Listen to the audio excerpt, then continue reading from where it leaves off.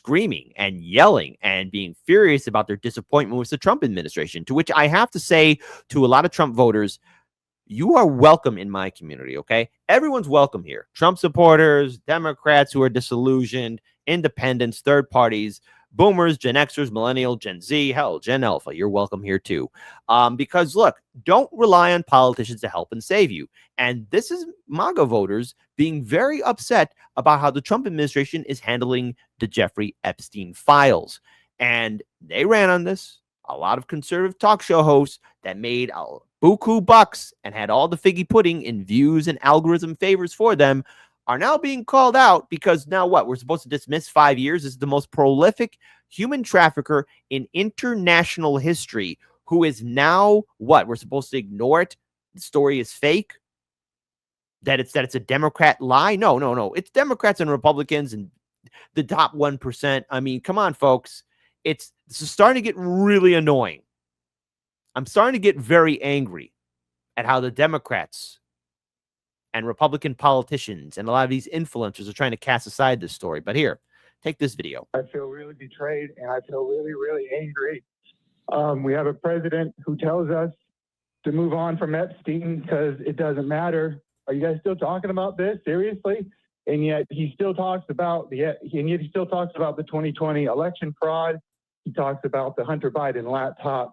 He talks about all this stuff from 5-6 years ago, and he tells us to move on from the Epstein trial or the Epstein case. People like me will not stop talking about this. I feel so betrayed and so angry. This is not what I voted for. I'm concerned about being able to trust Donald Trump to keep his word. In his campaign, he said he was going to let us know all of the facts about this. And now he's saying, go away, don't pay attention to it. These Epstein files, we were told that there was going to be released. There was this client list that was going to be released. And the fact that it's suddenly gone away and he's trying to gaslight us is like a punch in the gut to MAGA. All right. So look, I'm pretty sure there's a lot of people that are posting memes like, oh, you fell for it. Well, you know what? I'm, again, nowhere near the same situation, but I believed in Bernie Sanders, for example. And I did think for a time that there was a possibility to reform the Democrat Party.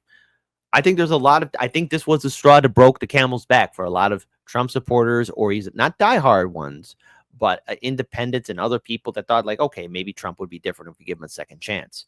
Well, you know, hey, live, learn, then you get loves, right? But this is a good sign.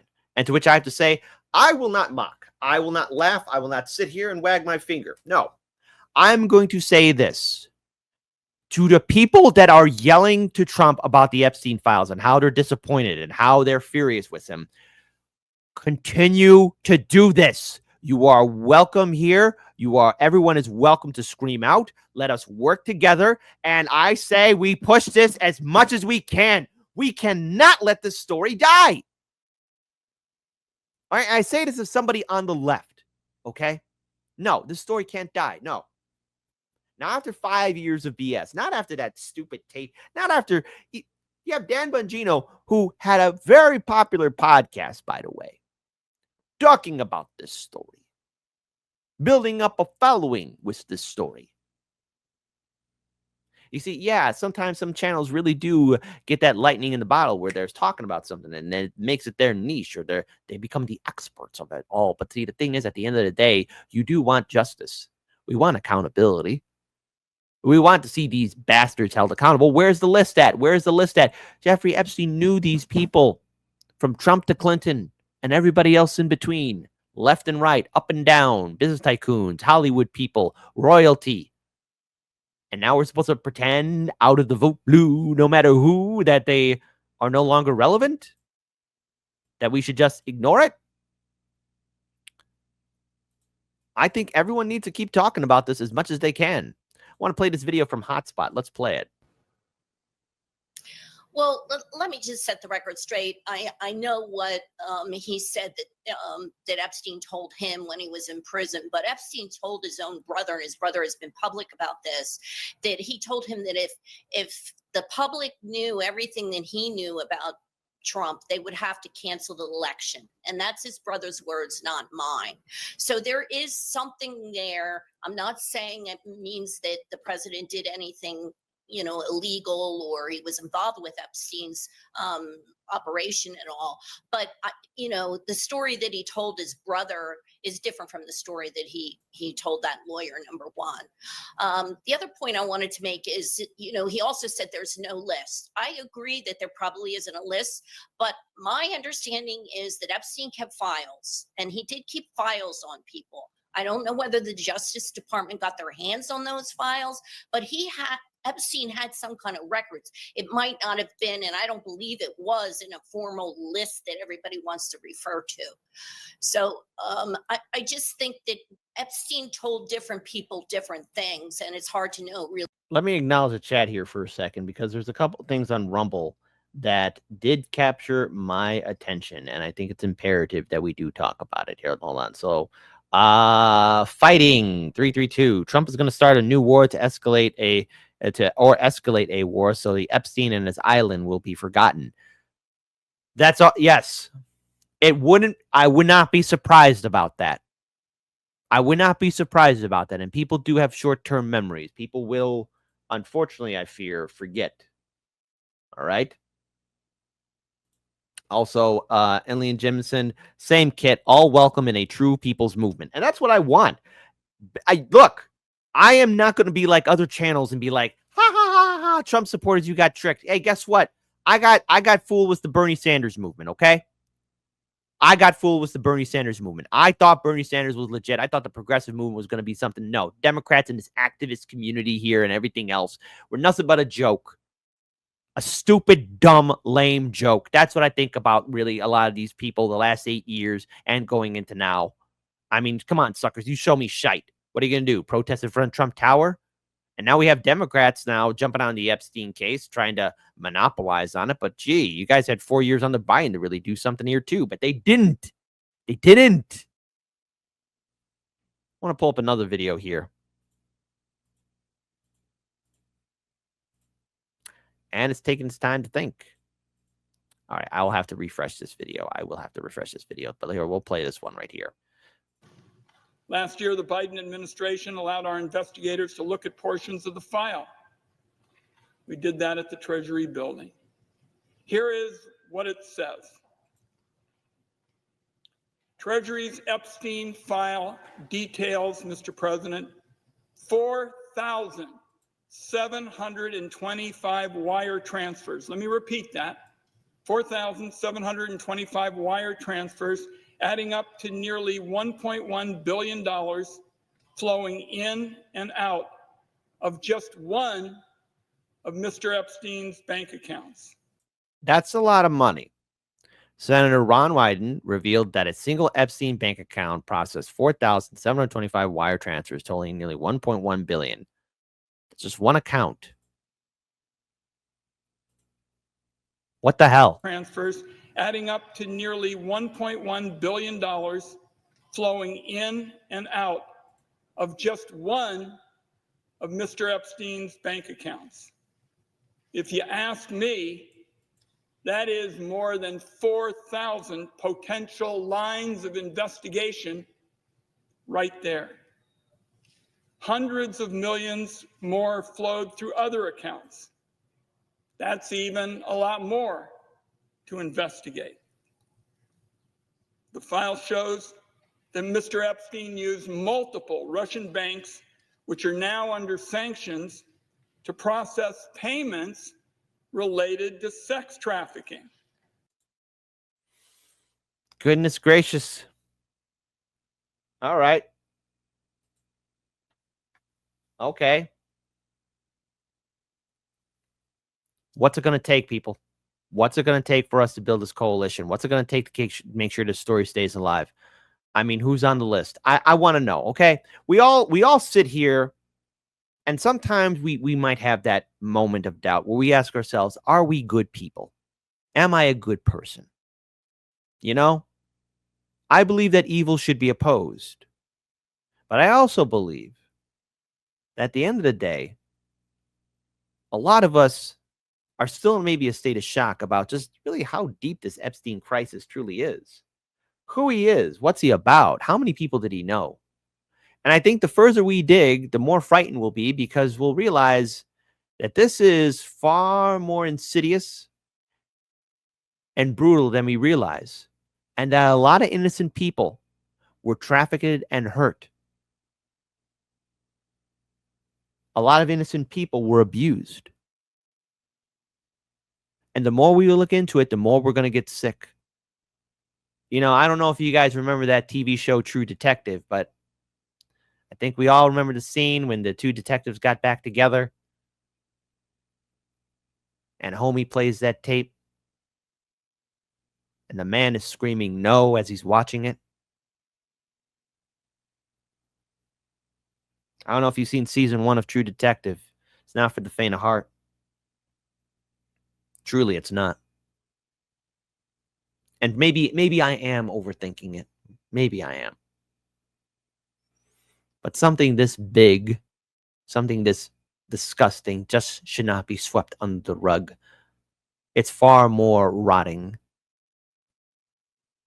and disgusting. The smell is too pungent. We demand answers. And so what I will say to everybody here, and I want to play this video again. I play it not so people can laugh, but so that I can make an outreach, a branch of support to those across the political spectrum. We know something wrong happened. We know something evil happened. We stand against it. We are all good people, and we are put in a situation that is understandably way out of our control. The worst thing we can do is forget or let the story die. The worst thing we can do is accept the narrative, because after 5 years of people, influencers, getting all that praise, and when finally push comes to shove, they get a phone call, maybe a telegram, maybe an email or a text message. And yeah, this is the narrative. Yeah, that's the last 5 years. Yeah, it turns out it was nothing. You just can't let it die. So I play this as a branch of peace. You have every right to be angry at Trump, and you have every right to scream out, and you have a home here. I feel really betrayed, and I feel really, really angry. We have a president who tells us to move on from Epstein because it doesn't matter. Are you guys still talking about this seriously? And yet he still talks about the 2020 election fraud. He talks about the Hunter Biden laptop. He talks about all this stuff from 5-6 years ago, and he tells us to move on from the Epstein trial or the Epstein case. People like me will not stop talking about this. I feel so betrayed and so angry. This is not what I voted for. I'm concerned about being able to trust Donald Trump to keep his word. In his campaign, he said he was going to let us know all of the facts about this. And now he's saying, go away, don't pay attention to it. These Epstein files, we were told that there was going to be released. There was his client list that was going to be released. And the fact that it's suddenly gone away and he's trying to gaslight us is like a punch in the gut to MAGA. Louise Brooks, I say change the question. Forget the list. Release the stills from the videos. Protecting the victims, of course.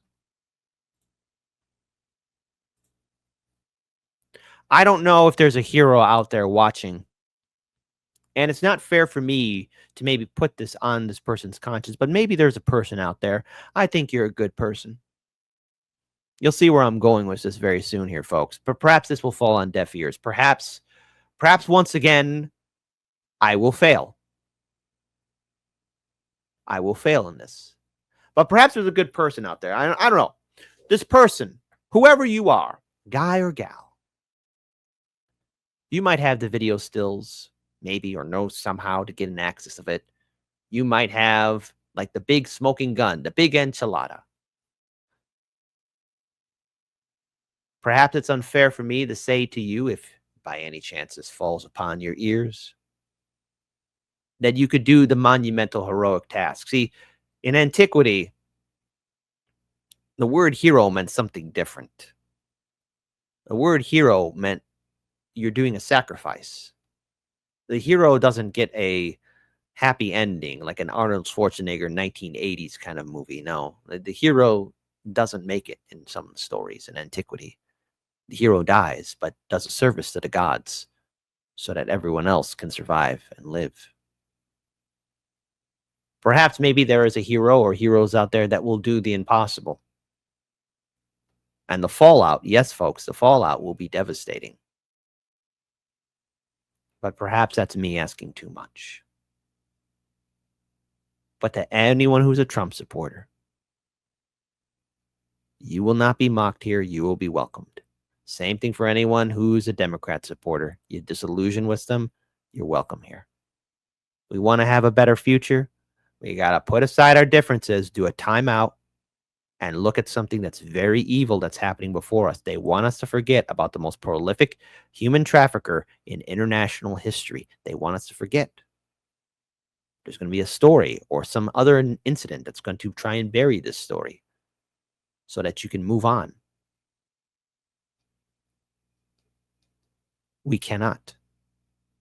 And the thing is, the reason why we cannot is because even as I speak, there's somebody being trafficked.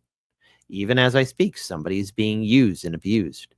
Even as I speak right now, evil is happening. If you're not furious, you should be. And I welcome the large coalition. Everyone needs to talk about this because we know, or is it, if it hasn't happened to you, thank God it hasn't. But there are people who know people or have gone through it itself of seeing someone suffer, getting trafficked, being abused, hurt. Stand up as one. The file should not be ignored.